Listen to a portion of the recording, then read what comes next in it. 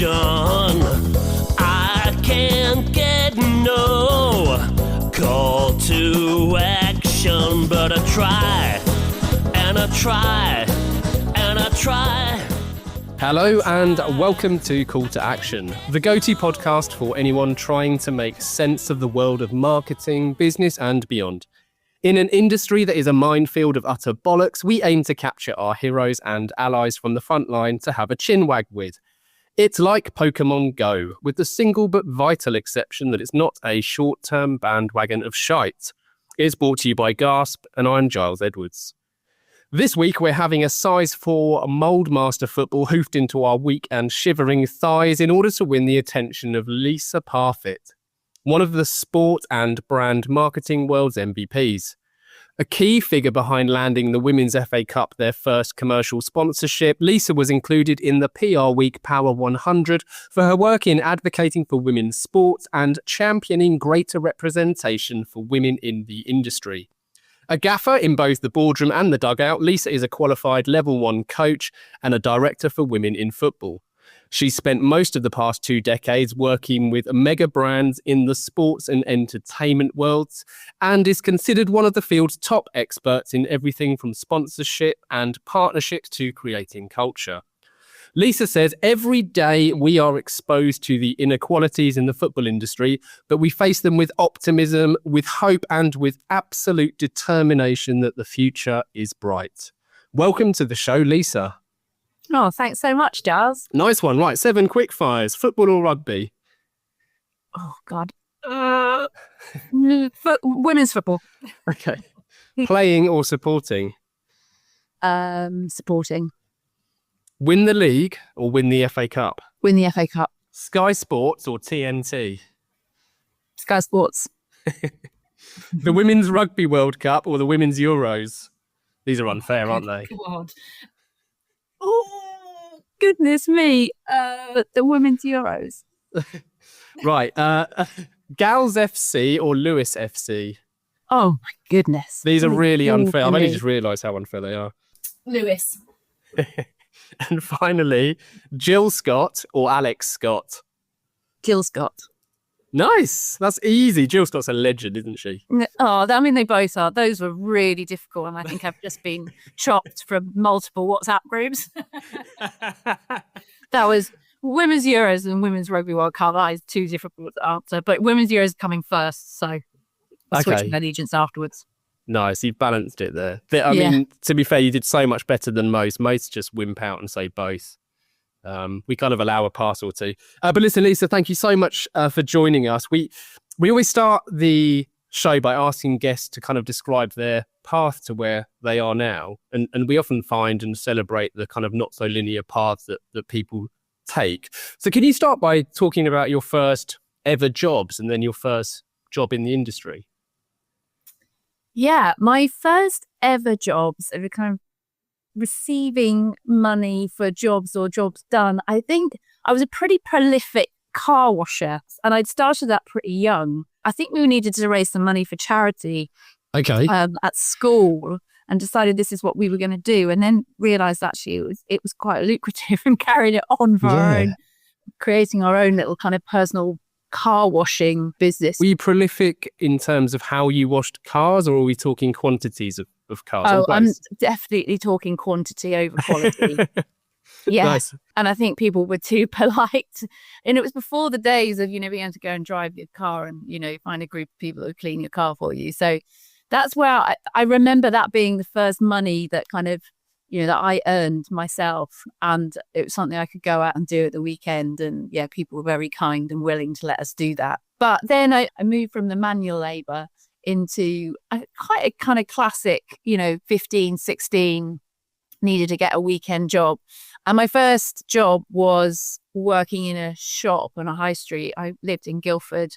And I remember doing the rounds of all the shops, days of a really thriving high street, and landing a job, taking my pretty poor and limited CV around the high street and landing a job in a fashion store, a women's fashion store, and it was called Withered, and it was a German brand. It was the best paying one on the high street. I remember they really pride themselves in being the best paying. And I was trying to remember before this how much it was. I think it was £4.20 an hour. Okay. And that was the best there was on the high street. So it was a while ago. I mean, the first thing that was brilliant was I got a 70% discount. Although I wouldn't say they were necessarily what I would choose to wear, but I was quite pleased about that. But I think it was my first lesson in margins, because I remember thinking, how on earth can they afford to give us these clothes at 70% discount? We're making a pretty decent margin. But I absolutely loved it because it felt like I was just shopping with my mum every Saturday.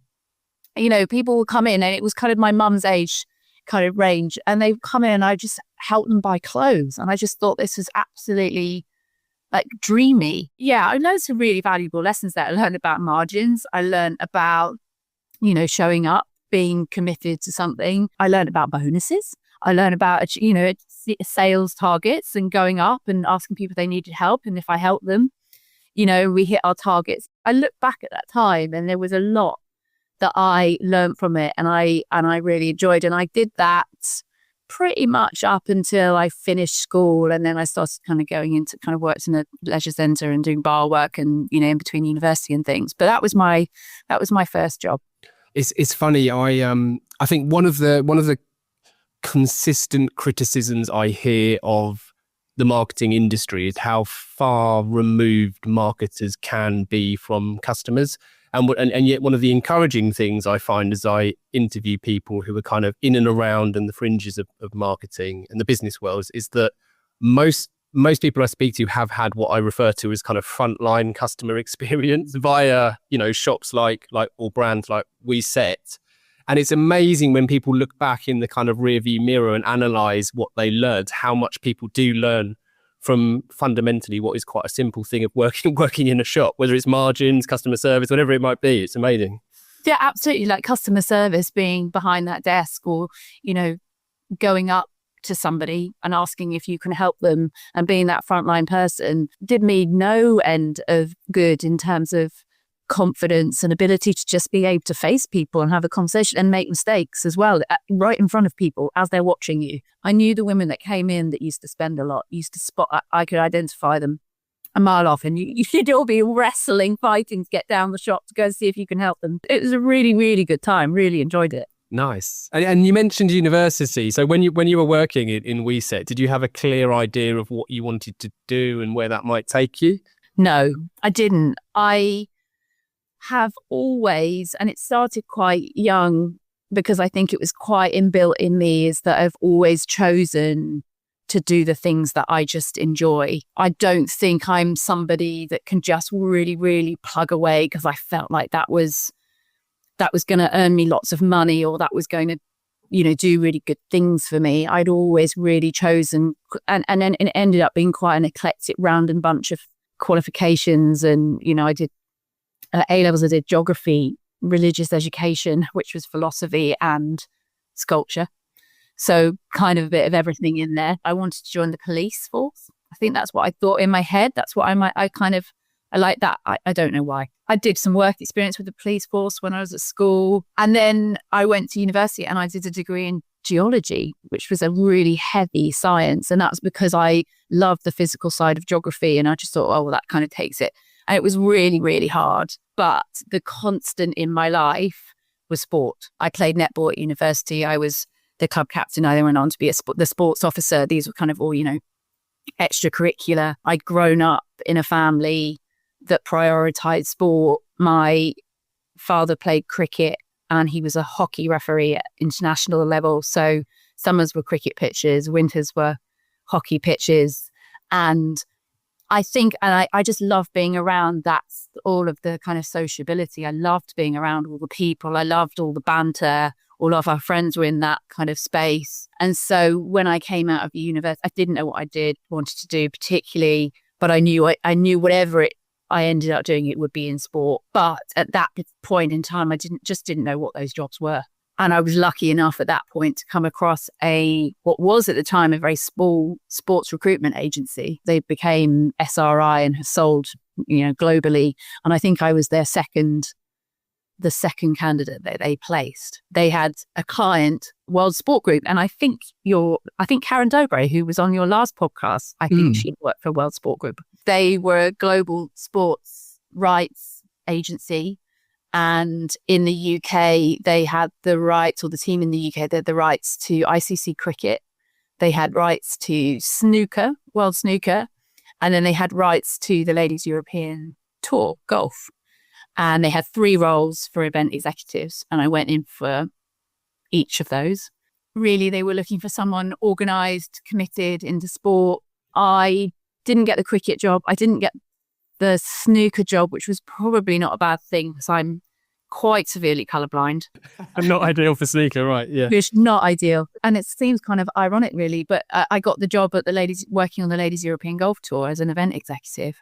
So my first proper job was in women's sport before really women's sport was what it is today. And I was an event executive, and I, started touring UK and Europe, supporting on the delivery of the kind of professional tours events. Amazing. You said before you even alluded to the career in sports that you followed the things that you just enjoyed. So it makes sense. And I feel like that's such sound advice for people who are unsure of where their life may go from a kind of work and career perspective. So that's really interesting that that's how you landed up there. And then how did that transform into more of a commercial stroke sponsorship type focus? Because presumably that was relatively new to you.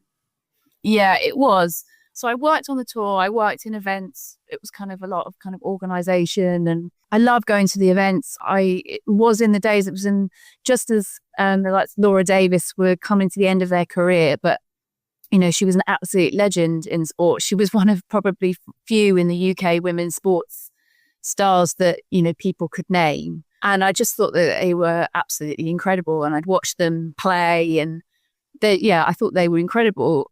I mean, little did I know at that point how little any of them were earning and what a struggle it really must have been. But I worked there for a few years, and obviously every 2 years in the cycle, you have a Solheim Cup. So the kind of international US versus Europe match play akin to the Ryder Cup, if you haven't heard of the Solheim Cup before, but hopefully you have. I worked on that in America. So we were European tour, we're traveling to the States, and we were playing away, and I worked on that. And that is where there were a lot more sponsors involved. The next one was in Sweden. It was actually the following year. We had one back to back because I don't know if you remember, the Ryder Cups and Solheim Cups were thrown out of whack when 9/11 happened. We hosted in a place called Barsebäck in Sweden.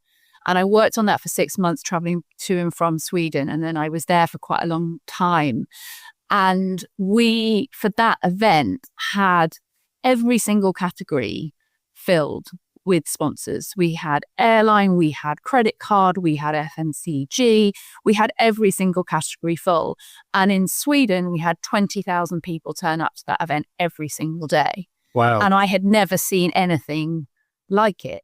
My eyes were just opened to another country and a different culture around sport, one where women's sport had a platform, was valued by both brands and commercial organizations, as well as fans and organizations. And actually, I used to work, as I said, I worked in Sweden. I was out on the course working out of a porter cabin for a really long time. And I remember seeing families turning up at 5 p.m. before the tournament started, kids and mums and dads, all playing golf together in jeans, like looking really super cool and relaxed. And, they'd finish work at 5 and they were straight down the golf course, and it was boys and girls, mums and dads.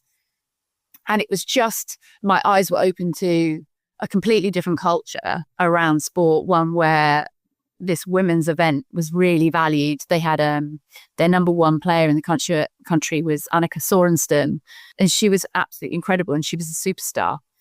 And at the same time, being able to work with so many brands. And I was, at that point, I was the exec who was approving what they were, the marketing materials that they created. So they'd send me their ad and I'd say whether that was okay or not, depending on the players they'd featured or clubs or whatever it might be, which just for the first time opened my eyes to there being a whole industry around brands creating marketing campaigns with sports and being aware of agencies that were supporting them, and really not wanting now to be on the side of saying yes or no, whether that's a good ad or not, to being creating those ads and working with those brands and their sponsorships and creating those marketing campaigns, rather than kind of delivering events and being quite, I suppose, a bit more kind of a logistical side of the industry. So I worked on that Solheim Cup in 2002 in Sweden, and I came back and I applied to join. I one application that went out, and it was to join Karen Earl sponsorship, which was a sports sponsorship agency that had been set up by a woman called Karen Earl, and they were about 20 years old. And I'm still not sure that I really knew what they did, but I knew that I didn't know their proposition or quite how they were positioned, but I knew they were working with brands and sponsorship. And I got that role. So about 6 months after, I left to go to Karen Earl sponsorship to work on a B2B brand that had a Team GB sponsorship, and to work on to work with Wilkinson Sword, who had a Manchester United sponsorship. Being in Sweden, being part of an event that just had so many more partners, and suddenly kind of the world outside really opened up for me. Time, weather, and... We interrupt this podcast to announce that we will never interrupt this podcast with ads. Ads that awkwardly nudge you to contact the pod's host, Giles Edwards. Only last week, some pod listening companies did just that, calling for guidance on building a funnel, but we're not asking you to do that. Nope. Anyway, back to the show. It's really interesting, especially as soon as you mentioned people in jeans playing golf. It made me just think how much more accessible the sport therefore became to the masses, I suppose. And is it a case, I suppose there's a bit of chicken and egg, is it a case that because it's so much more accessible and more people are playing it, more people were supporting it, by the sounds of things with 20,000 people supporting daily, is that then when brands become interested? Or do you think brands have a responsibility to get the sport to the stage where you're getting that type of reach and support? I mean, I think golf in that particular scenario, I think Sweden had a very, very different culture that was so much more progressed when it came to work-life balance, health, gender equality. I think there was so much further progressed, as well as, golf almost being kind of the national game, as it were. It had such a strong kind of foothold in society. But your question certainly translates. At that point, women's golf in Sweden, I wouldn't say, actually I probably would. I would say it was pretty mainstream. I'd say golf was a leading sport in the country. Women's golf had a fairly decent parity in terms of playing it. Men and women playing golf, the fact that you can play together because of the handicap situation, you had kids playing together. So yeah, for that particular event where you had the likes of Amex and Scandinavian Airlines all supporting it, was because, it had scale, it had broadcast, it had good visibility, it was well played and participated in by the audience in Sweden. That's why they were on board, because there's clearly going to be a return on investment for them. I think to your other question around my belief in the responsibility of brands to get sport, or whether probably talking mainly about women's sport, to that position, actually I don't see it as their responsibility. And I think that's a little bit where my role and my job working with brands in marketing, as well as working in sport and particularly women's sport, can come into tension for some people, because there's so much in women's sport that I strongly believe in and advocate for in terms of its growth, the need for investment, the need for gender equality, all of those things.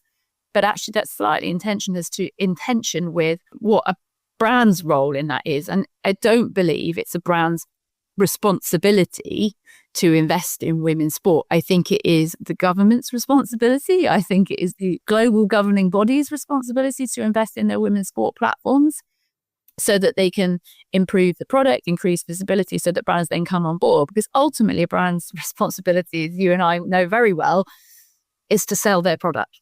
That is the job that they've got to do. They will come on board as sponsors when there's something that they can get out of it. Unfortunately, sponsorship is as transactional as that. And it is the responsibility of the sports and government and all that and kind of investment to make sure that women's sport is growing, and so that it can then achieve that investment from brands as well. Of course, yeah. No, I mean, you're right to touch on that. I mean, that is very much the commercial reality. And if we stay on that thread of, if I crudely call it, what's in it for me, how did you then quantify that in order to secure the first ever Women's FA Cup standalone partnership? It was really significant because the FA Cup is, such a loved tournament. And yeah, I think over the years, it's just celebrated 150 years, certainly the men's, it has this just wonderful tradition of every club involved, the story around the kind of underdog, the David and Goliath stories that come out of it, the investment that go into the clubs. There's quite a wonderful relationship between fans and the FA Cup. Even more so, I think, since the such huge commercialization of football.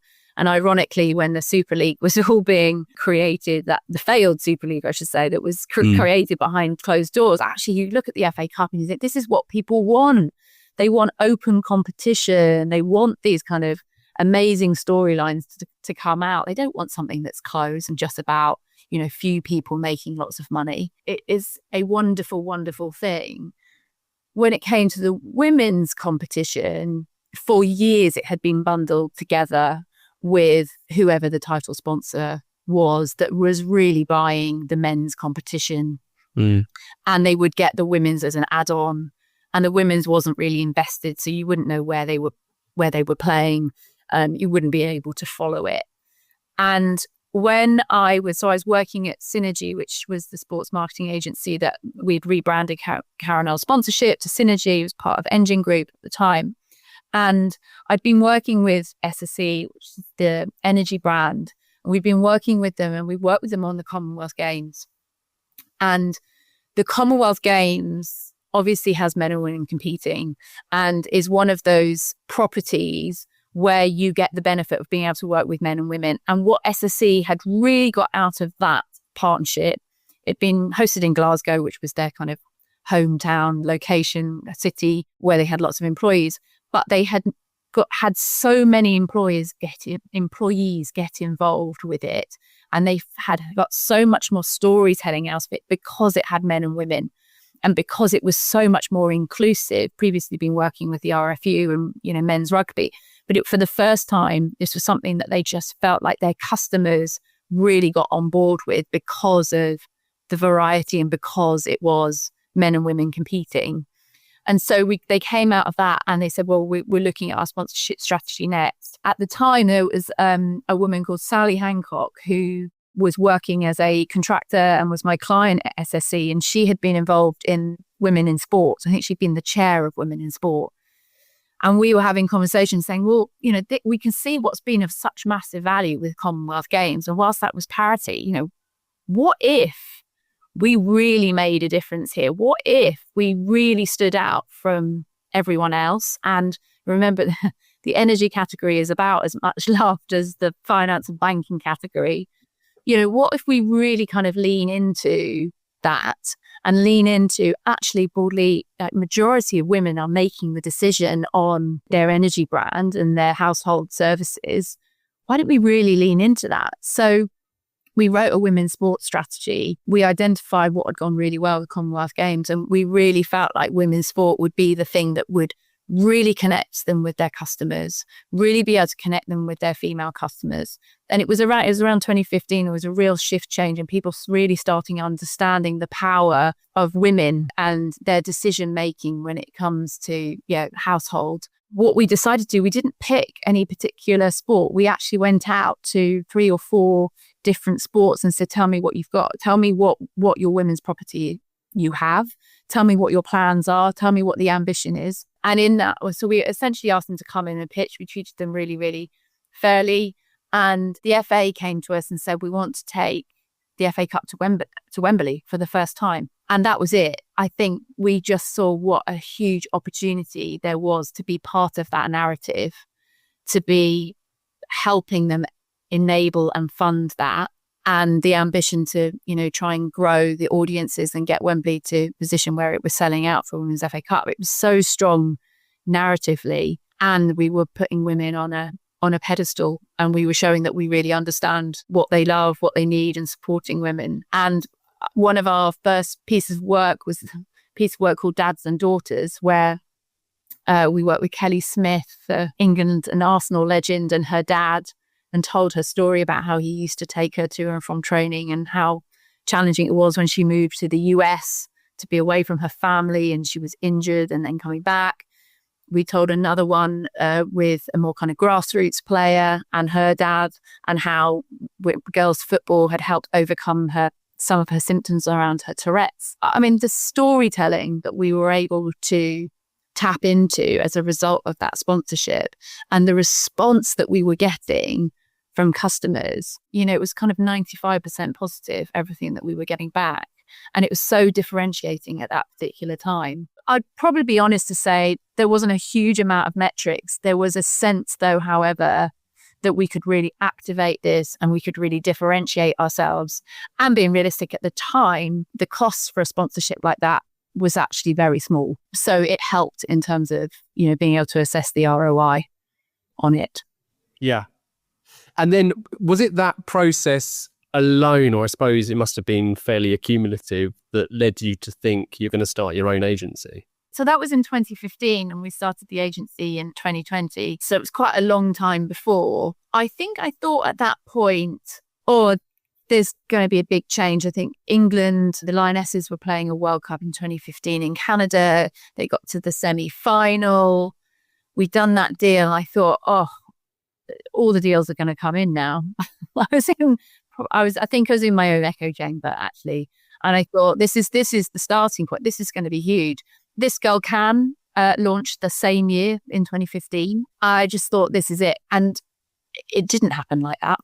It was, it was so very, very, very slow in terms of the brands that were investing in women's sport. And that was because the platforms weren't there. The investment wasn't there in the products. But yeah, it took a long time for the sponsors to come into women's sport. And during that time, as an agency, we were doing lots of work in all areas of sport, men's rugby, men's football. It was really, really varied. The trigger for the new agency wasn't so much about women's sport. I think the trigger was much more around COVID and the opportunity to do something new, step away from big kind of group agencies, company, and doing something different. And the benefit was, in that time, I'd been able to build up a reputation within women's sport whereby, we could make sure that was something that was a very strong part of our proposition, because we're not just a women's sport agency. We work across all different sports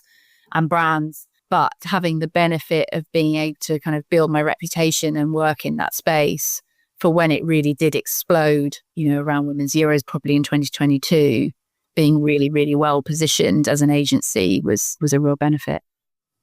Yeah. You made a point there where you felt like it was going to be it, like that was the big change and everything was going to kind of, be noticeably different thereafter. And I wonder if there's a tendency, as you mentioned there, to kind of exist within your own echo chamber, because we all do that, absolutely. But I also wonder if, with time on your side now, like looking back, thinking about the events coming up with the Women's Euros, the Rugby World Cup, T20, just to name three, that actually the change probably was quite big, but it's spread so thin if we're thinking about global sports and support and change. Do you think, looking back now, it was perhaps bigger than you felt at the time? Yeah, I think it is incredible to look back to that time and track the amount of disruption and the amount of change that has actually happened in quite a short space of time. Yeah. Because actually, so that was 2015, going into 2020, into COVID. I remember thinking, I'm really worried for women's sport at COVID. And I remember thinking, we are in such a precarious position. So many sports are in such a precarious position. That includes football. Are we going to survive this? Or we're gonna go back 5 years?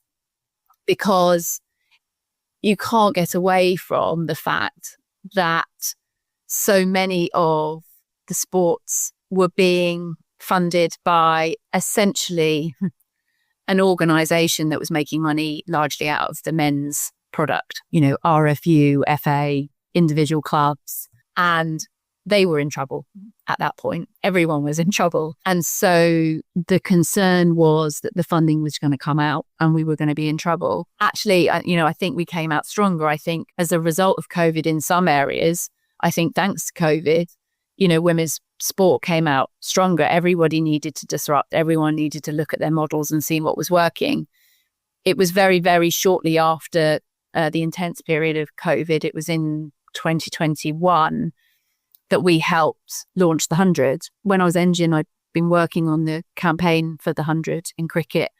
And then when we moved to the new agency, we were supporting on the communications, PR and comms for the 100, but specifically the women's competition. I remember one of the very first events that you could attend after COVID when the restrictions were relaxed was the first game of the 100, and the ECB made a very intentional decision to make that first game a women's game, the Oval Invincibles versus Manchester Originals.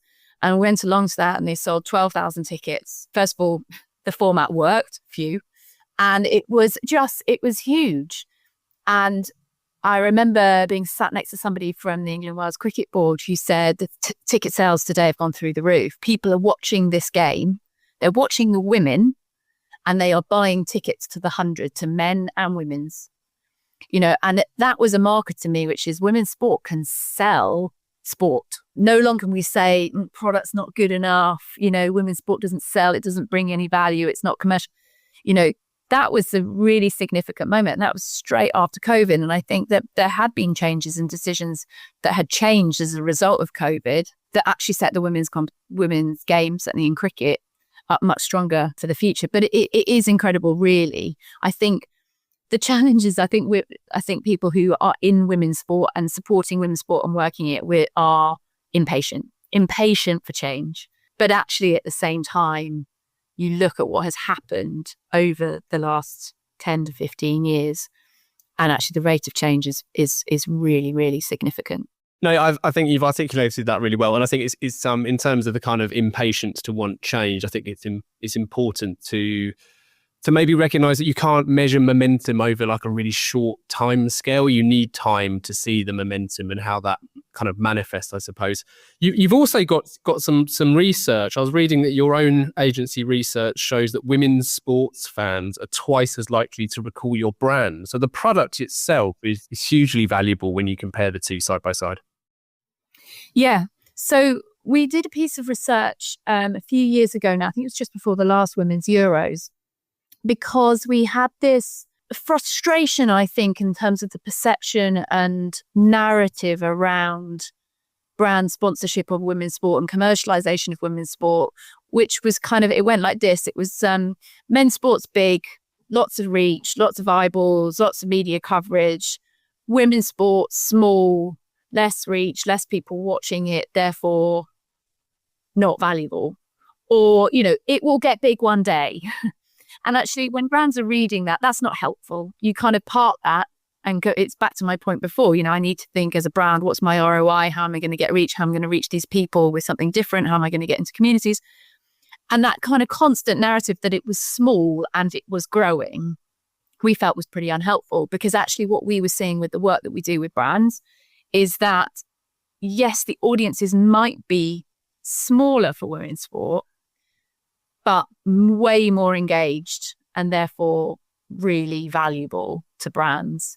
So what we did was a piece of research where we compared the attitudes and understood the attitudes more of fans. So we compared the attitudes of men's sports fans with women's sports fans. And it's important to say that's not men versus women, because, and this is a bit of a frustration for me, because people assume that the fans of women's sport are women. They aren't. It's 50-50. So actually in both of those cohorts, you have pretty much 50-50 men and women in those cohorts. And what we found is that their engagement with brand sponsors was so much higher of the women's sport fans than the men's sports fans. So yeah, women's sport fans are twice as likely to recall brand sponsors, probably largely to do with the understanding historically of how unsupported women's sport has been. Brands that come in support it are so much more appreciated rather than taken for granted in the men's game, that you're going to have a checkerboard of brands behind you, and the brands are going to be there on the LEDs, and it's not going to make any difference to your experience. Whereas fans of women's sport really get the impact of that brand being involved in their sport. And the women's sport fans, we found 25% more likely to purchase the sponsor brand of their favourite sport than men's sports fans. So women's sports fans are far more likely to engage with those brands, purchase those brands, talk to friends and family about them, and generally think more positively about them. So we felt that was really important research to do. We felt it was really important to make that research freely available. It was partly we wanted to have it so that we could showcase to brands the power and influence of women's sports fans and audiences, but also for rights holders and the sports to be able to use that when they are selling to brands. Because I think a bit of a frustration for me for a while is that often there wasn't dedicated sales teams for women's sport, and it wasn't being sold brilliantly. There was still a bit of kind of sell it how we've always been selling men's sport. So we wanted that freely available for people. We know that it's been used a lot. Well, and also, as you touched on earlier, there's almost a, I suppose, a legacy issue, you could call it, with where the FA Cup, the Women's FA Cup, was an add-on, so to speak, you said originally, and that mentality or belief that it will get big one day. You don't want that to be what causes sponsors to say, well, come back to me when that day arrives. You want to actually see where the value is in the product you're selling. So that's really interesting. Yeah, and it's a term that they referred to it as bundling. So for a very long time, women's sport had been bundled, and you see that particularly in football with clubs where it had been bundled together, and quite often there was probably very little money that was going to the women's team, and the brand wasn't really valuing what they had. And what you've started to see is that kind of unbundle happen. Arsenal's been very successful in selling the Arsenal women's product and brand separately to the club.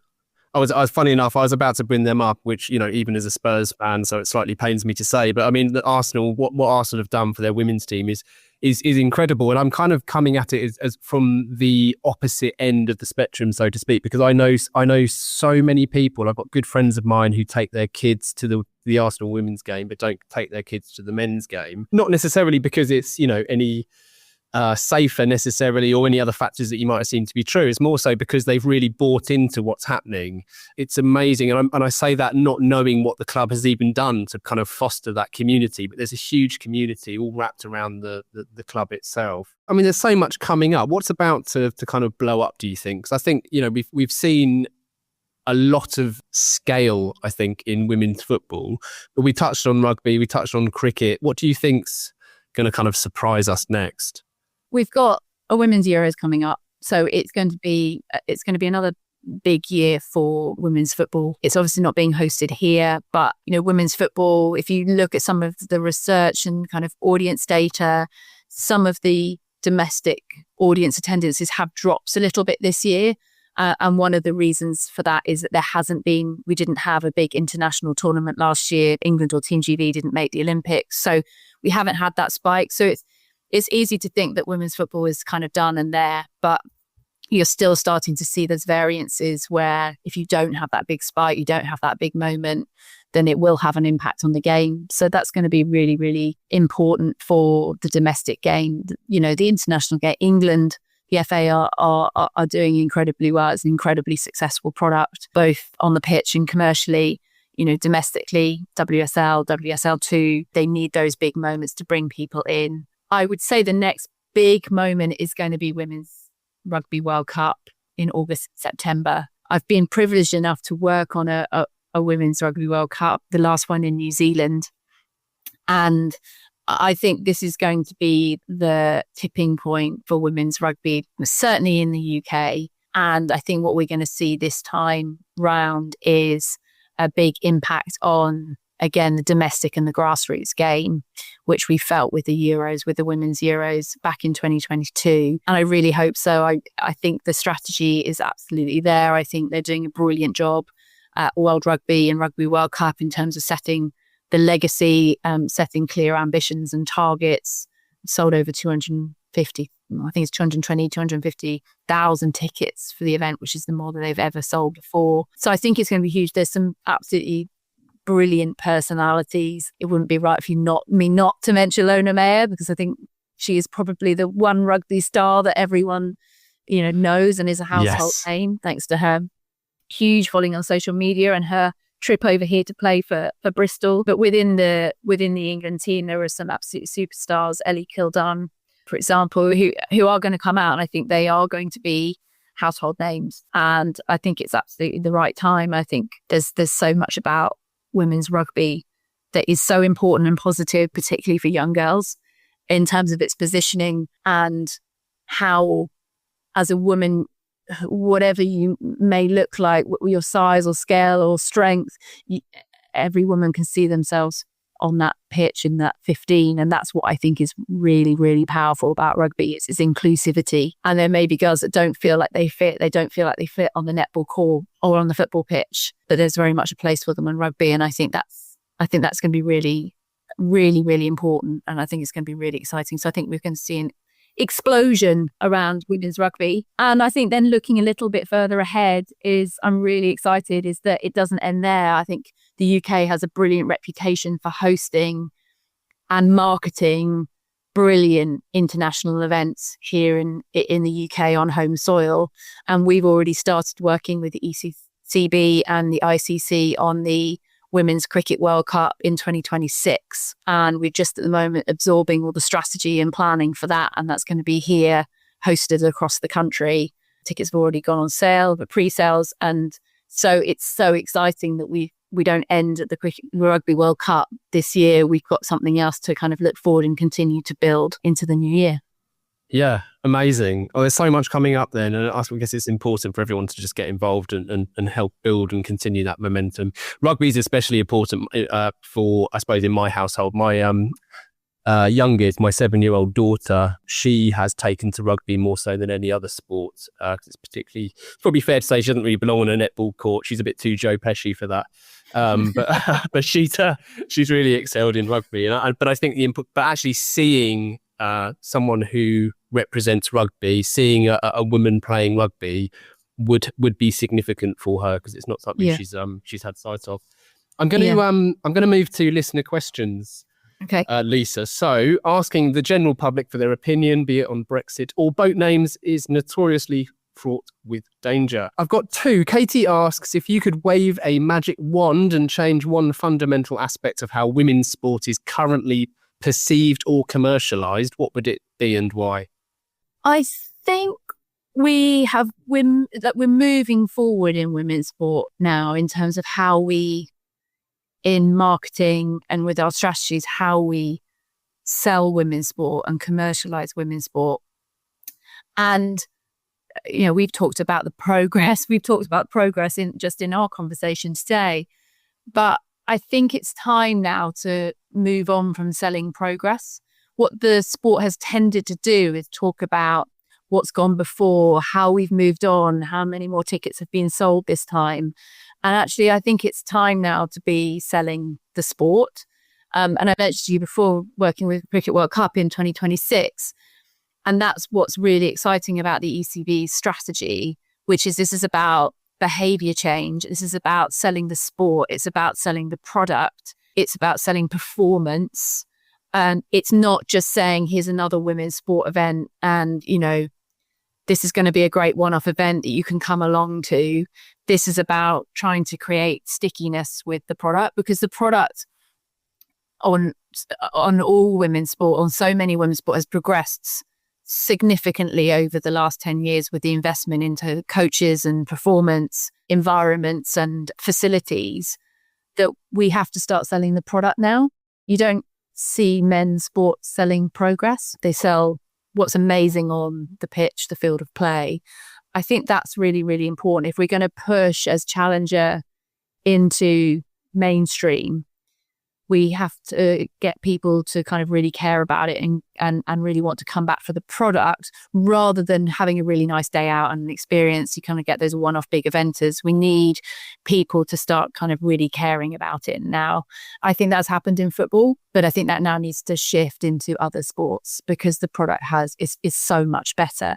And then obviously that has a knock-on effect to the second part of that question. It was perceptional commercialization, wasn't it? So if you've got great product and you're selling the product, actually there are some brands that slightly put off by talking about progress and they just want to get involved because of the qualities of sport. That's what brands have been leaning into, the values of sport for so long.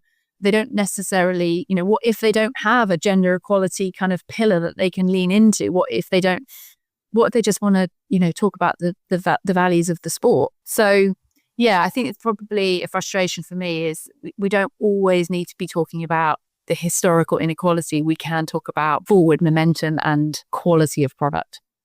Yeah, brilliant answer. Question 2 from Graham. Graham, this is quite niche, quite specific. When looking at sponsorship, particularly shirt sponsorship, how important is it to both fans and brands that the logo matches the team colours? So I'm going to quickly add in, as I've already kind of alluded to, I am a Spurs fan and it genuinely pains me to see the AIA red logo on our shirts. So if I just add that in the mix. Well, but that's a good bit of research, I suppose. I think it's a pretty interesting question, actually, because there are brands that historically have taken their brand colour and turned that into a sponsorship strategy. I mean, take Vodafone, for example. That, for a very, very long time, that was their strategy. It was kind of the red sponsorship strategy, which, led their choice of F1 team, so forth. I think everyone always is going to have an opinion on a brand and a logo. I think it is important that it looks good, because if people don't think it looks good, then yeah, as I said, it's not ideal. You want your brand represented in the right way. Equally, I think it is less important than the community and the fans and the scale of the partnership that you're getting and you're tapping into. Classic cases, Spotify and Barcelona. And what's really interesting there is they didn't necessarily always put their logo on the shirt. They've used it to kind of bring together sport and culture and music, and they've used it as a platform to promote different artists, different events. Yeah. Rather than necessarily worry about their own logo. They could have just badged it, but actually they've used it about bringing kind of two kind of areas of entertainment together and then capitalize on the whatever Barcelona's audience reaches these days, 100 million, fans that they can connect to through it. So I think it is important that it looks good. It's probably not as important as 100 for sad, precious little pathetic men like me. It's funny. There's always the ongoing, like every year there's the fan debate on whether we like the shirt design this year. And it's not one I've ever really entered into. I tend to think, well, ask me at the end of the season, because if there's anything positive to associate that shirt with, and for, it's been well documented for 17 years, there hasn't been for Spurs. But so last year's shirt is probably the favourite of mine in the last 20 years, and it happened to have a red logo. So I do love what fans do. I think, it was back in the early 2000s, there was a brand, I think is it DWS, that sponsored Aston Villa, but the way the logo read, it looked like cows, and I think the fans just started mooing and calling them cows. So that in itself is quite amusing. Yeah. And kind of all publicity and all that. Yes, I think the humour you find on the football terraces in England is can be outstanding. Great. So the final part of the interview then, Lisa, is our 4 pertinent posers, starting with, what advice would you give to your younger self? I laugh at this because I've got a 15-year-old who I try and give any advice to her. Yeah. She's not really willing to listen to me. No, not ready yet. She's not quite ready to listen to my wise words. I think one of them would be about doing what you love. I think I took that path just as a natural instinct. I think I just naturally followed that. Invest in relationships. The further on in my career I've got, and the ability and opportunity to network and meet people and connect with people and build relationships has been so, so valuable. That's something in particular I really found that if you invest in them, they really pay back. And when I was starting the new agency with my 2 co-founders, the power of the network, particularly women in football. I just felt like I had a community of women around me who were there to support me, championing me, give me work, if they had the opportunity.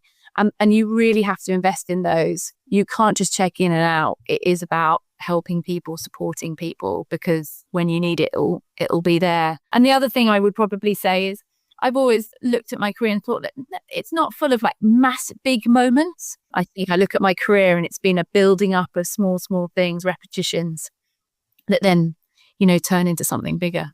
Yeah, that's a lovely way to think of it. And no doubt true for many people. Fantastic. There's 3 brilliant answers there. If you could banish one thing from the industry, what would it be? Pitching. Ah, lovely. Yeah, I'm with you on that. Spend an hour talking to you about pitching. Yeah. Can you summarize why?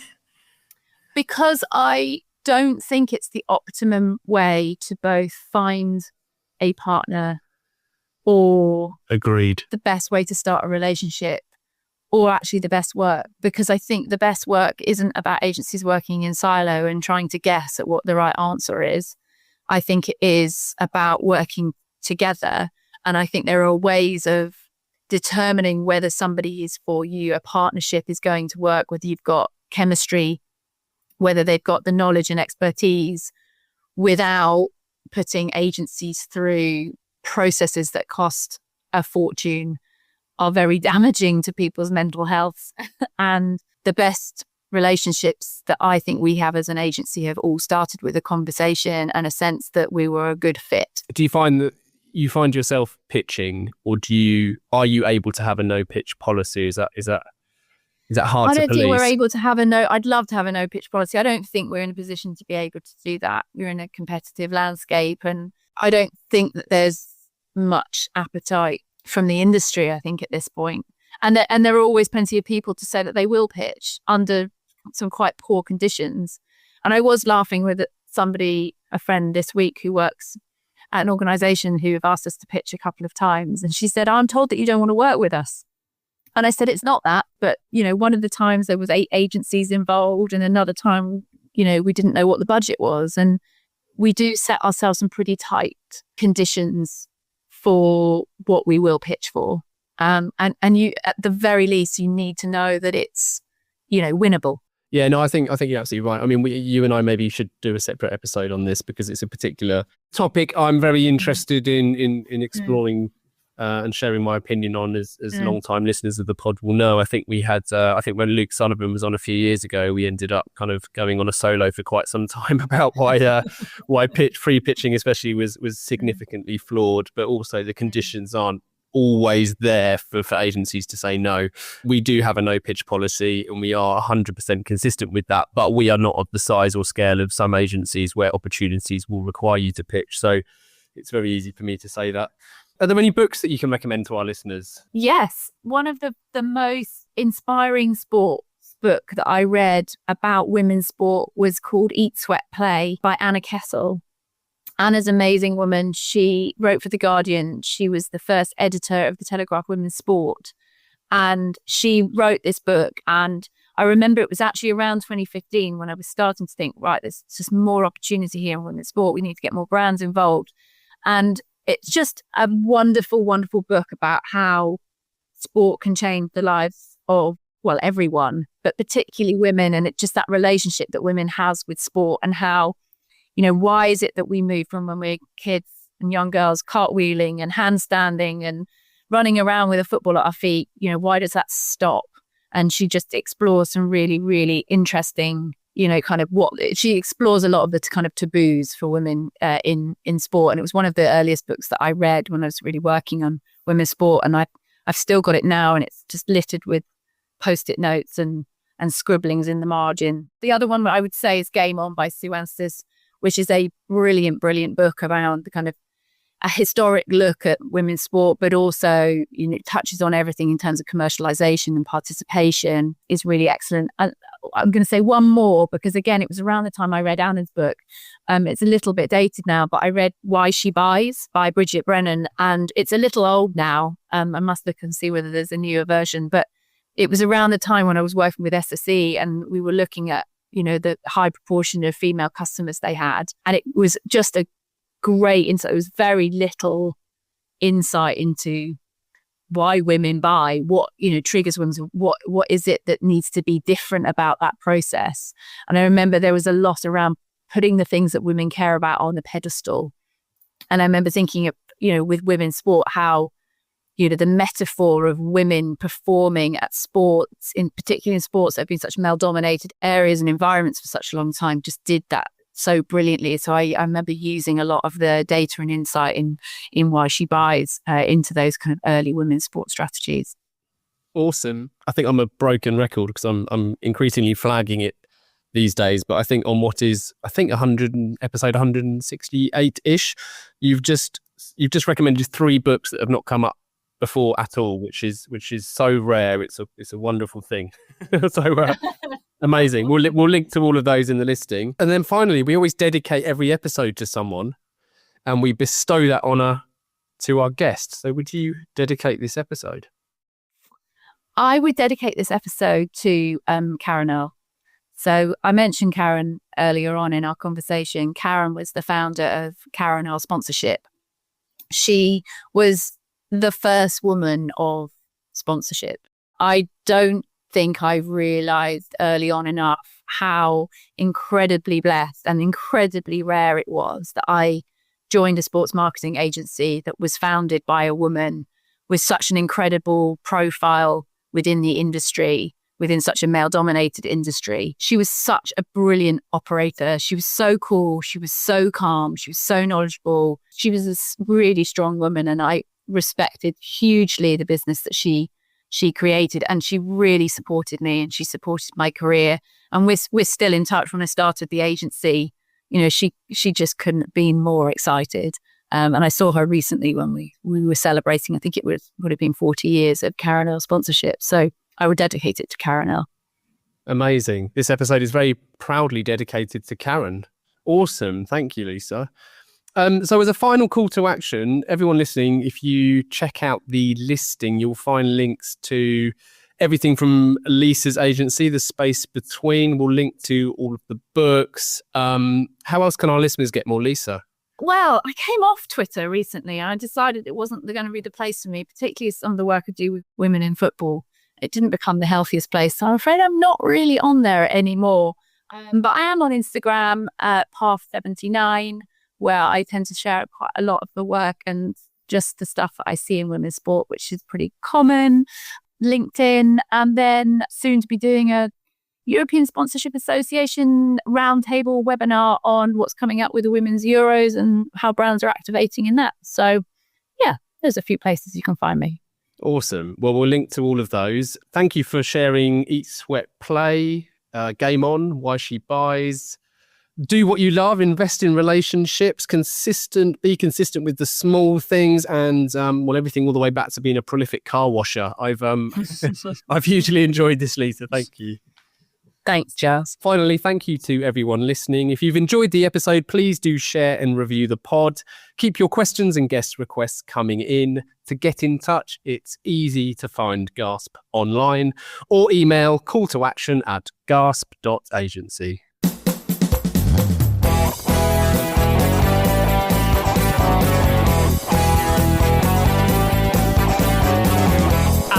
Can't get no call to action. I can't get no call to action, but I try and I try and I try and I try. I can't get no call to action. Oh, I can't get no call to action.